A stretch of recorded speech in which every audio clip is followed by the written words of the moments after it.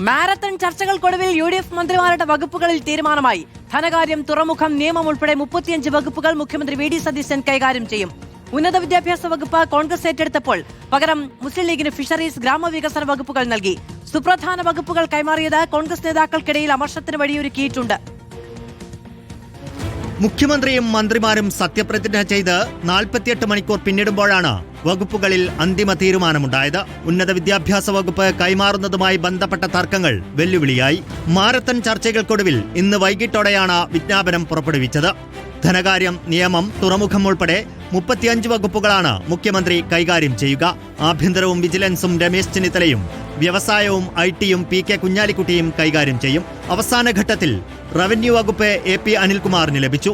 വൈദ്യുതിയും പാർലമെന്ററി കാര്യവുമാണ് സണ്ണി ജോസഫിന് ലഭിച്ചത്. ഉന്നത വിദ്യാഭ്യാസ വകുപ്പ് കോൺഗ്രസ് ഏറ്റെടുത്തപ്പോൾ ഫിഷറീസ്, ഗ്രാമവികസനം ഉൾപ്പെടെ പ്രധാന വകുപ്പുകൾ മുസ്ലിം ലീഗിന് കൈമാറി. റോജി M. ജോണിനാണ് ഉന്നത വിദ്യാഭ്യാസ വകുപ്പ് നൽകിയത്. K. മുരളീധരൻ ആരോഗ്യത്തിനൊപ്പം ദേവസ്വം വകുപ്പും കൈകാര്യം ചെയ്യും. PC വിഷ്ണുനാഥിന് ടൂറിസവും സാംസ്കാരികവും നൽകി. എക്സൈസും സഹകരണവുമാണ് M. ലിജു കൈകാര്യം ചെയ്യുക. N. ഷംസുദ്ദീൻ പൊതുവിദ്യാഭ്യാസവും PK ബഷീർ പൊതുമരാമത്ത് വകുപ്പും കൈകാര്യം ചെയ്യും. അതേസമയം പ്രധാന വകുപ്പുകൾ ലീഗിന് കൈമാറിയതിൽ കോൺഗ്രസ് നേതാക്കൾക്കിടയിൽ അതൃപ്തി പുകയുന്നുണ്ട്. റിപ്പോർട്ടർ, തിരുവനന്തപുരം.